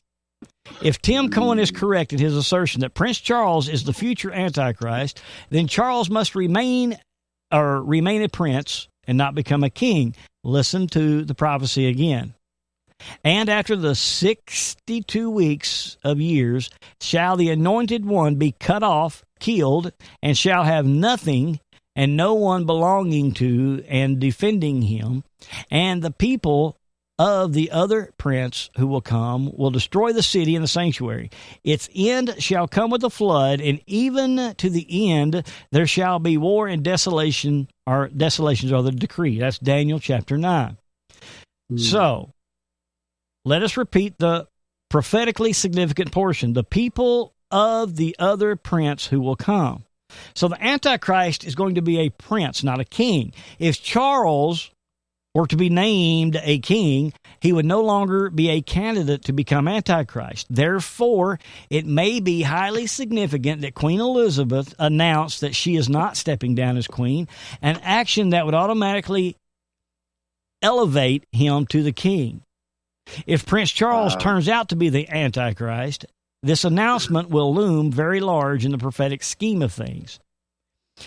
However, what this story did not make clear is that Queen Elizabeth II does intend to enlarge Prince Charles's sphere of responsibility, thus adding to his already enormous international stature.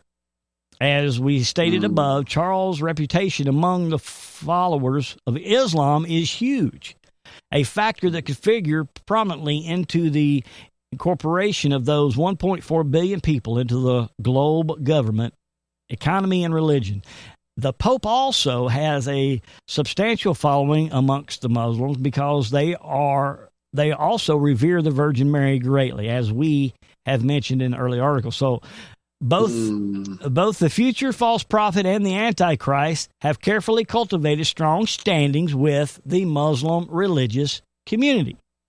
Now, Chuck, I wanted to share just that part. This article is huge, man. We're going to have to hang on to it and just keep going through it, parts of it in each show. But I wanted to share that part because Sister Jamie shot me this interesting article about the mysteries of the royal family throne. And let me just share a little piece of the London Evening Standard published an article on July the 23rd. Will William and Kate call for the rabbi? It said that Queen Victoria, convinced that the British royal family was descended from King David. Oh, wow.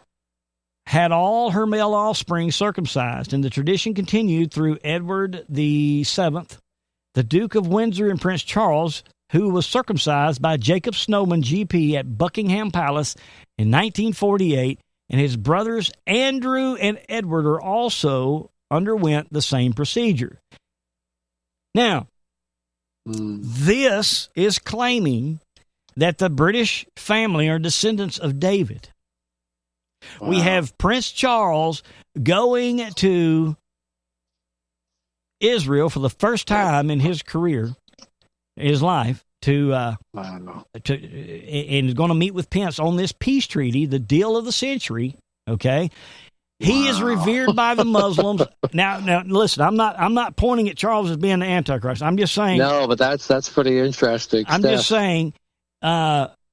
With Sister Jamie sending us this article, they could be descendants from the King of David himself. We have King David's temple, or his palace, unveiled in ancient Israel. They find seeds in the barn. Haggai asked the question, are there seeds in the barn? That God's going to shake the heavens. He's going to shake the earth. We've been building a case that there's a shaking coming because the deep state, criminal elite, the Democrats the veil is going to be lifted. And when this Senate trial starts, it's going to unveil everything. And they are going to do something huge to block all of this stuff because they know they have lost. And with Pelosi delivering these gold pins, the deep state media calling this some kind of ritual, some kind of spiritual ceremony. Was this the satanic spiritual ceremony that they're going to do before a large major blood sacrifice? I say that because of this. With all that's coming out from Europe, with Prince Andrew about to be unveiled for a pedophile, allegedly, under this Epstein stuff, and the royal family is going to be just literally ripped to shreds over this. Check out what Prince Harry said. Hold on. Check out what I got to get a new mouse, Chuck. Check out what Prince Harry said. I cannot believe this. Hold on. All right. Check out what Prince Harry said in an interview. Listen close. You know, my mum clearly taught me a certain set of values of which I will always try and uphold, despite the role and the job that sometimes that entails, if you know what I mean. But I think I will always protect my family, and now I have a family to protect. So everything that she went through and what happened to her is incredibly raw every single day, and that's not me being paranoid. That's just me not wanting a repeat of the past. And if anybody else knew what I knew, be it a father, be it a husband, be it anyone, you'd probably be doing exactly what I'm doing as well. Wow, what'd you think of that there? Wow. That's incredible. He just basically said his mother was killed and he knows too much and he's leaving the family to protect his family because he don't want to happen to them what happened to his mom. Yeah. That's incredible, man. It makes me thankful that I'm not royalty. But yeah, that's pretty incredible when you think about all these different things that are happening, and like you said, the whole Epstein thing, and with it, him being on that database. Is it Harry that's on the database? Which database? On Epstein's No, computer? that's Andrew, Prince Andrew. Okay, that's who I was thinking. But that's part of the family. So Right. with that being the case, and then with Harry, is it Harry left? We're talking about leaving? Yeah, Harry's the one talking about leaving. Yeah, that it's incredible. There's got to be something major happening because you would imagine there's no way that they'd be doing something like that because that's a really big deal for the family to be tight. And the fact that they're breaking up, something major definitely has to be going on.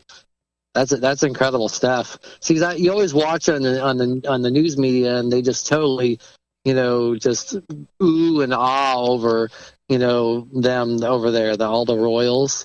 Anytime they have a baby, they get married, like it's just huge news.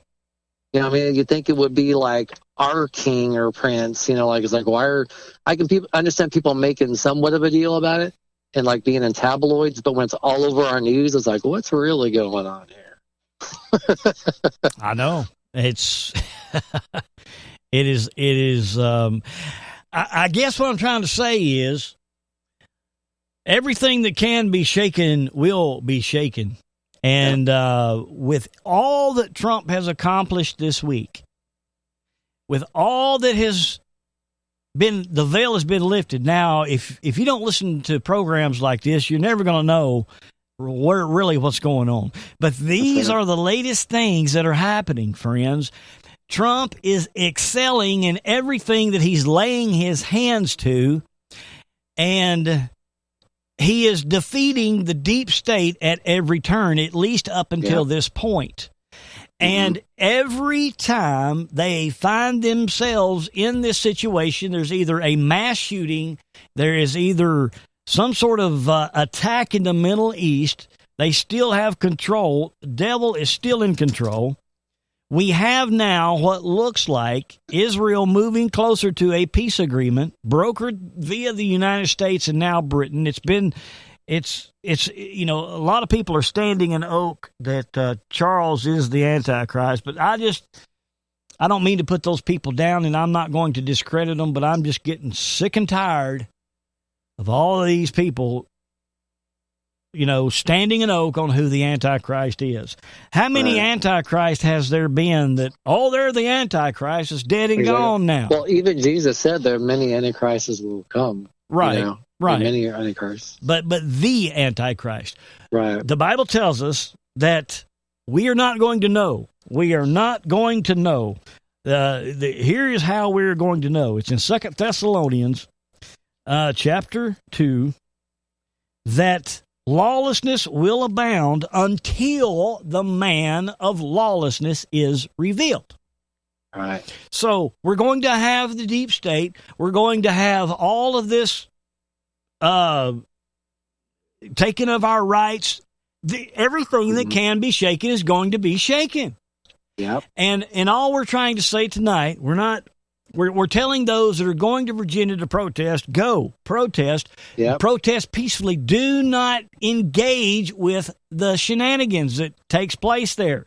That's what they want. They want to paint you as the bad guy. Don't let them win, because I believe they're going for the scorched earth. Now, will there be a mass shooting that's going to be blamed on the gun owners? I don't know. Are they going to release some biological attack? I don't know. Yeah. But my point is... It probably depend on what actually happens, what they end up doing. Right. But all I know is that rally is happening Monday and the impeachment begins Tuesday. So think about it. If you have some bad news about you that's going to be coming out on Tuesday, wouldn't you do all you could do Monday to keep it from happening? They're masters at that, man, the deflection, the distraction. and the Word of God, tonight has told us, quit worrying about your house, quit worrying about your finances. It's time to start building on the Lord's house. That's right. Because everything that can be shaken will be shaken, so that everything that can be moved will be moved, and everything that will remain will remain. And why is it that he's allowing it to be shaken? To get our attention, right? Exactly. And this is why I've been covering it so much, Chuck, in Amos. And even Haggai said it. I do this in one area, but I don't in the other. But you still do not return to me. He has flooded Texas, Chuck. He's burned Gatlinburg. He's burned California. And what do we return to Christ? No. Why? No. Because it hasn't stung us bad enough. Right. It hasn't broken enough bones for us to need to go to the spiritual doctor. And when my kids misbehave and I have to punish them, I stop when I realize that they've broken and they're apologetic and sorry, that's when instantly the mercy comes in. Because the tougher they are, the tougher I have to be, because they have to come to a place because I want what's good for them. So how much more if me being evil know how to do something good with my kids, would God be that way with us? Mm-hmm. So that's it. It's interesting because when you know the heart of God, you can look at all these things going on and realize God doesn't want us to have our rights taken away. He doesn't want all these things. He wants things to be, done excellently. He wants us to have freedoms. But the thing is, if we're going to put him last, then really it doesn't matter what freedoms we have, because really we're not free. We only be free when we know God and we walk with him. And there's so many people that don't know who the Lord is, and they need to come to know him. So if everything needs to be shaken, then that's what needs to happen. Amen. Well, take a look at this. Let's look at it this way. All right. If we do not turn to God, then if we do not do what our parents tell us, then we get grounded. We get things taken from us. Yep. All right. Your parents work hard. They give you iPhones. They give you a car. They give you this. They give you that. And they have rules you've got to follow. If you do not follow those rules, then you get your phone taken away. You get your car taken away. You're grounded for 30 days. Well, the Lord is no different. He gave us these inalienable rights, and if we do not turn to him, if we do not know, what did he tell us in Deuteronomy, Chuck? He said, if we do not obey the commandments that are written in this book, our storehouses will be cursed. Our fields will be cursed. All of these things will be cursed. Yeah. And there is not, you cannot have a stockpile of ammunition stacked to the ceiling and a rifle big enough to defend your Second Amendment rights when God decides you don't deserve them anymore. Yep. And I'm telling you, hell is coming. There is a judgment coming. The tribulations are coming. Things are lining up, pointing to that, and it's time to repent and give your life back to Christ. And see, people make the case that, the Bible talks about this because it happened, so why? You have like the two sides that go, it's already prophesied this is going to happen, so I can't do anything about it. No, it has been prophesied, but to my knowledge, it's not said that certain people are going to do it. Like as far as specifically, like let me put it like this: God knows what we're going to do, and He knows that somebody will do the bad stuff. But it's up to us whether we're that bad person or whether we do the right thing or the wrong thing. So that's where his will and our will kind of connect. Like that's what we have to do. Because I know sometimes when bad stuff happens, I go, it must have been God's will. Well, not necessarily. Because God knows what's going to happen. But just because he knows what's happened doesn't mean that it's God's will that all this bad stuff happens. It's the people that the bad stuff comes to. It's their responsibility to either be doing the right thing or wrong thing. They choose the wrong thing. So that's where our responsibility is. So, amen. Well, Chuck, let me explain something to you, because the Lord's giving us signs. He's talking to us. I don't know if you were doing the show with me back when I was going over the Dead Sea prophecies, all of the prophecies that have been being fulfilled. The entire prophecy of the Dead Sea has not been fulfilled completely, but it is being fulfilled. Let me get you caught up. The Dead Sea is going to be split into two parts. Yep. All right. Well, there was a drought. There has been a drought in Israel, and water has been depleting in the Dead Sea. And out in the very center of the Dead Sea, there is this island that has been coming to the surface because the water is lowering, and it's dividing the Dead Sea into two parts. Now, the Bible says that the Dead Sea will be divided into two parts, and then one part will remain salty, and the other part will start regaining life. As of right now, the Dead Sea is dead. It's 33% salt. Nothing can live there. Right. But, Chuck, since this drought and the water has lowered, and this island is making an appearance in the center of the Dead Sea. If you get on Google Earth and look at the Dead Sea right now, there's two seas. There's two parts, because that island makes it look like there's two seas. That's happening right now. Wow. Then on into the prophecy, I'm just paraphrasing all of this to get you caught up. Then on into the prophecy, It talks about how that Qumran desert out there, that's been nothing but desert. The prophets have prophesied that desert out there, it will start growing fruit and vegetables and all of these things in that desolate desert, right? Yeah. And that lower part of the Dead Sea is going to start regaining life, and it's going to start having fish and water life back into this area of the Dead Sea. And as of right now, one part of the Dead Sea on one side of this island is still just dead and 33% salt, but the other end now is showing signs of life. Wow. There's microscopic life that show tadpoles are now in that area of the Dead Sea. Wow. Now, that area out there in the Qumran Valley, all right, now that's where they are growing all of these fruit trees, date trees, vegetables. All of this is flourishing because I want to say 5 to 10 years ago, they found an underground lake that just appeared out of nowhere. It's a 3-acre lake, Chuck, and it has never been there. But about 5 or 10 years ago, they found this lake and they tapped into it, and they are now using the water from that lake to irrigate all of these fruit trees and everything that they're growing in that area. And that area in the south part of the Dead Sea that's supposed to come back to life and have, water creatures in it, fish and whatnot. They're building fish hatcheries in that area now. And the Bible talks about that the fishers of En-Gedi will come down and fish in that region.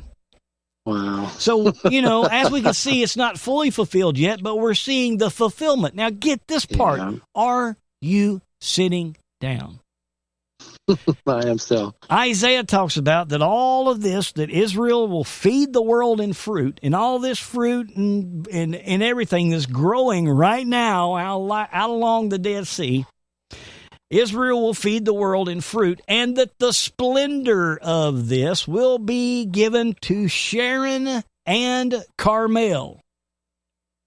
Now, there are, that's the area of Sharon and the area of Carmel. Okay, but the splendor, okay, the profit, the glory of this will be given to those two things, areas, peoples, okay? Wow. Now, it'll be given to Sharon and Carmel. Keep the name Carmel in mind, because guess what, Chuck? What's that? You want to know what the number one name, or what the name is of the number one cooler out in that area of Sharon, in that area right there.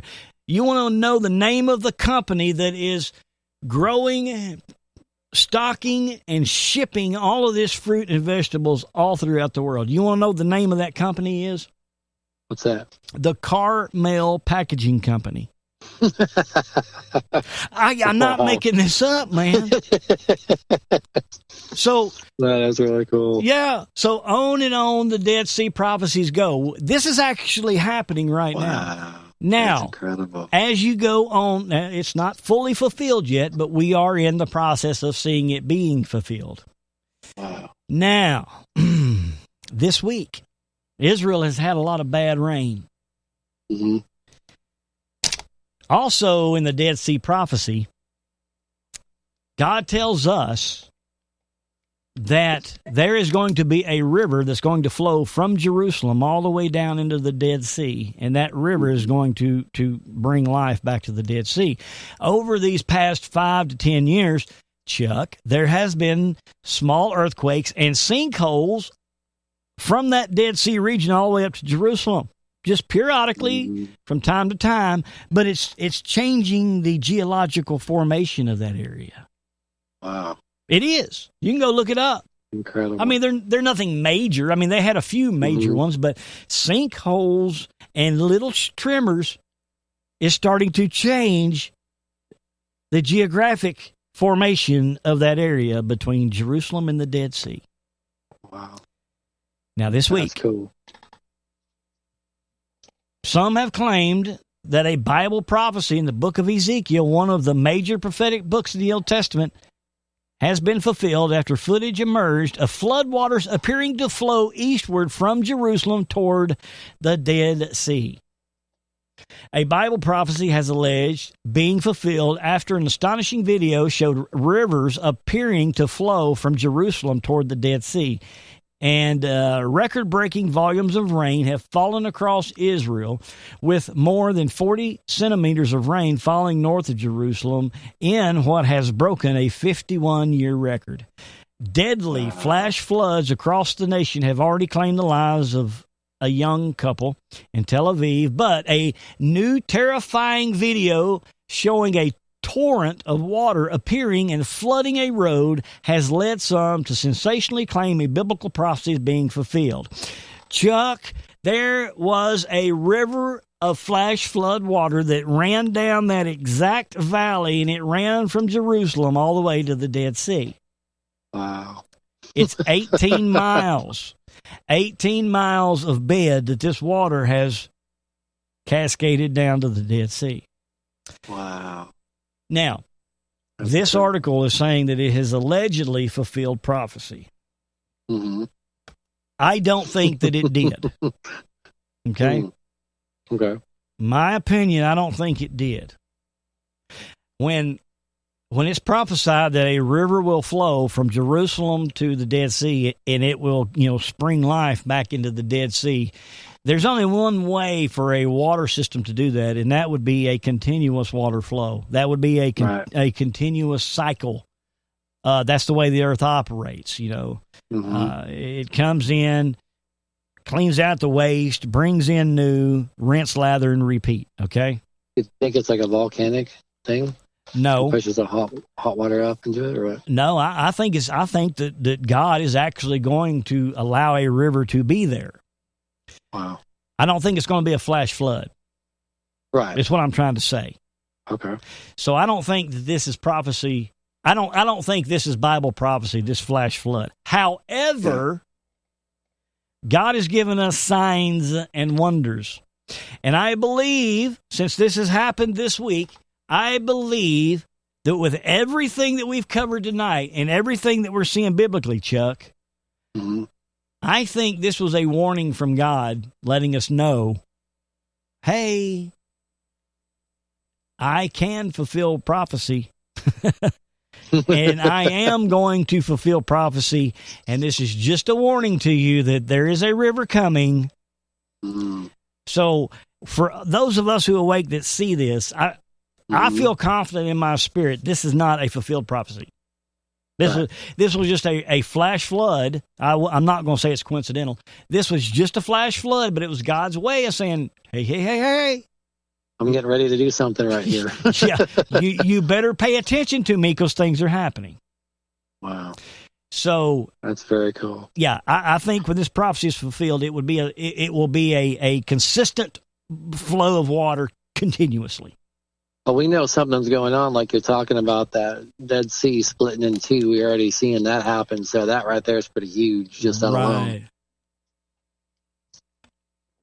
That's very cool. Yeah, man. So, I don't think you covered very much tonight. I think we need to get some more stuff. Yeah. Wow. That's great. It's amazing stuff. When you I never paid any attention in my world, world geography or where, this what's going on in the world at school. I never really paid any attention to that stuff. And now it's amazing that I'm really more woke and paying attention to what's going on around the world and why it's so important to be paying attention to that stuff and reading the Bible and then looking at it and what's going around the world. You're like, wow, because you have all these scriptures. And you kind of look at it almost like, oh, well, yeah, that'll happen eventually. But then when you start looking around at stuff, you're like, wow, this is happening now. You see these different things lining up for the big crescendo at the end. It's like, it does like fires me up in my faith and lets me realize, wow, we are living in those times that, like you said, we need to really be getting right with God and pointing this out to other people too, so they can be getting right. Amen. Well, Trump tweeted something yesterday, Chuck. No way. He didn't do that, did he? Let me. That's his laser pointer, and the Democrats are the cats, right? Just shoots it right over their bow. They can't really do anything about that once he tweets it out and just complain about it. Well, I hate to keep focusing on this Virginia deal, but it's very important. President Trump, Virginia proves again Democrats will take your guns because President Trump tweeted yesterday at 2:22 p.m., your Second Amendment is under very serious attack in the great Commonwealth of Virginia. That's what happens when you vote for Democrats. They will take your guns away. Republicans will win Virginia in 2020. Thank you, Dems. Yeah, I saw that. Yeah. Thank you, Dems. Okay, but my question is, why? I mean, this is blatant disregards to the Constitution. This is against the Second Amendment, what they're doing in Virginia. Oh, and by the way, people, those of you who travel to Virginia, their latest legislation that they have passed, I think it was yesterday or Thursday, they have now revoked reciprocity with all of the other states they were recognizing a gun permit from. There's 25 states that Virginia recognized that state's carry permit, and now Virginia has rescinded that. They've pulled it, and they no longer recognize anybody's state. So if you're a legal carry and conceal, and you have a permit from any state outside of Virginia, if you go into Virginia carrying your firearm, you are now a felon. Wow. Yep. That's definitely going to affect their economy, people going out there. Well, that's what I'm saying. I think Monday, we just need to be in prayer. We need to be watchful because I think the Democrats have literally hit a wall, and I truly believe that the demonic, satanic, thriving evil that is in the Democrats, I don't believe that this was a exalting that Nancy Pelosi did. I truly believe this was a satanic ritual they were performing on Trump and in the movement. Yeah, because it's so weird to watch them. It's like they said, oh, this is like you said. What did you say? It was very. How did you say that? How was that worded when it talks about what they were doing? Ritualistic. Ritualistic. That's what I was trying to think. Yeah. It's really weird, like you said, that they would say it, that they would describe it like that. And they really made that an emphasis. Right. Very ritualistic. Very ritualistic. You know, it was like a religious event. It's like, wow. That's very creepy. All right, well, we're going to close with this Trump. Why? This is the second show I've called you Trump, Chuck. Well, thanks. I appreciate that. You're too kind. I reckon. Well, you know what's on a man's heart comes out of his mouth. Is that how it's worded? That's right. That's right. That's it. Well, I hope I can be half as outspoken as he is. I might not do it exactly the same way he did it, or saying it a certain way, but I admire his courage. Oh yeah. Okay. The Democratic debate, I'm not going to get into any of it except for one little part. Here we have a party that is they want to be gender neutral. They don't want man and woman. They want to be gender neutral. You can be whatever gender you want, right? Right. And Bernie XYZ. Yeah. And Bernie Sanders made a comment that a woman can't be president during the debate. And after the debate, Elizabeth Warren jumped all over him, and CNN had a hot mic on. You want to hear it? Sure. Here we go. I think you called me a liar on national TV. What? I think you called me a liar on national TV. Let's not do it right now. You want to have that discussion, we'll have that discussion. You called me. You told me. All right, let's not do it now. I don't want to get in the middle of it. I just want to say hi, Bernie. I just want to say hi, Bernie. That's funny. So, she called Bernie out during the debate and said, wait a minute, you say women can't be president. Bernie Sanders said, well, you're lying. And so after the debate, Elizabeth Warren comes over there and calls him out. You calling me a liar on national TV? And he's like, I don't want to talk about it right now. You know? So I think I saw the footage where they were kind of talking back and forth. I guess that's what they were saying. Yeah. Well, I mean, I don't know why that sparked an interest in me other than the fact that who cares if he said a woman can't be president? I thought you're supposed to be gender neutral. No matter if you're a man or a woman, right? Oh, man. I wonder if eventually they won't be able to call each other male and female and say, they'll just say so-and-so, you know? Right. So this will be so-and-so A, so-and-so B, presidential candidate, so-and-so C. It's crazy, man. You look at it, it's just, you know, to us that we try to think straight and kind of make sense of stuff, it's hard to understand, like, nuttiness. You know what I mean? When people do and say stuff that just doesn't make any sense, it's so hard to make sense of it when you want to use your brain, you know? You got to check your brain out to kind of go along with what they're doing. Right. Well, it just proves the point. The devil has come to steal, kill, and destroy. Yeah. And everything is pointing to just be in prayer for this rally in Virginia. Be in prayer for our rights, the safety. For the sheriffs. Yeah. The sheriffs, too, because the sheriffs, a lot of them are saying that they'll deputize as many citizens as they need to. Right. If they, you know, once they pass this law. So pray for them because many of them really want to do the right thing and they're willing to take that stand. I can't help but admire that. Oh, yeah, most definitely. I mean, it's just, that's how crazy things are getting. But, hey, man, the Lord told us these days would come.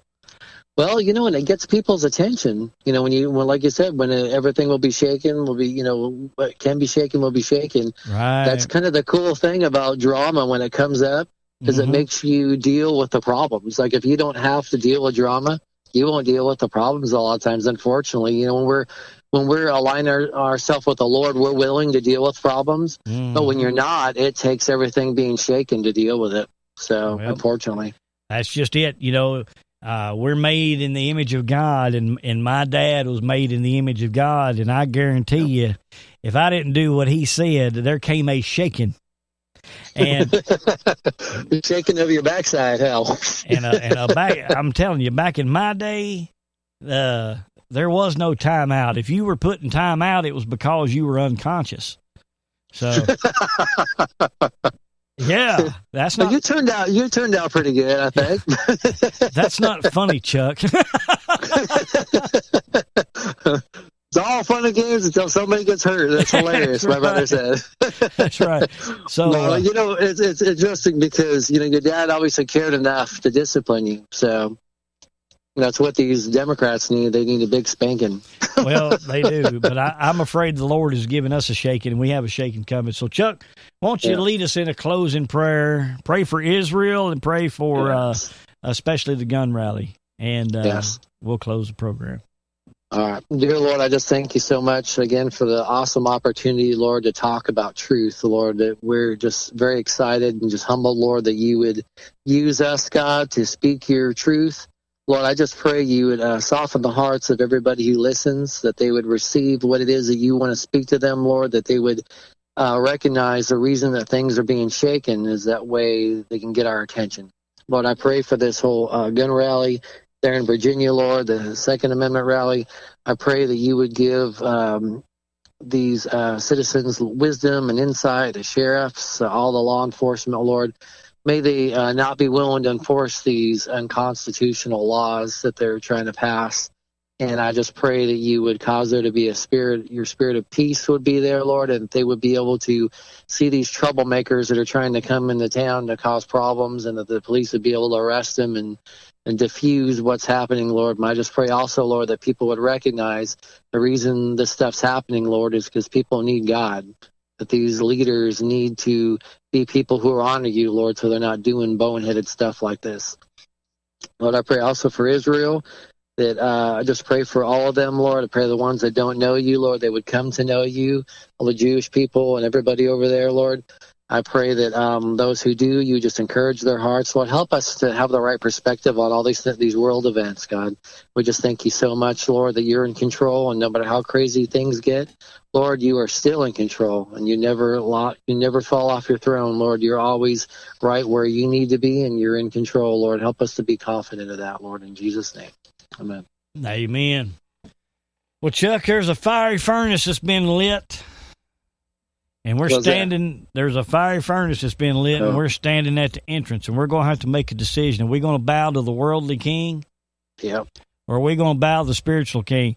Let me remind you, if you bow to the spiritual king, you're going to be thrown into the fire. I don't know what the fire is going to be. Yeah. I don't know if the Sanders campaign, that guy, whatever his name is going to, Kyle Jurek, if he's going to start coming after Trump supporters, killing them and throwing us in gulags. I don't know if that's going to be our fire. I don't know if having our guns taken away is going to be our fire, but I'm going to guarantee you one thing.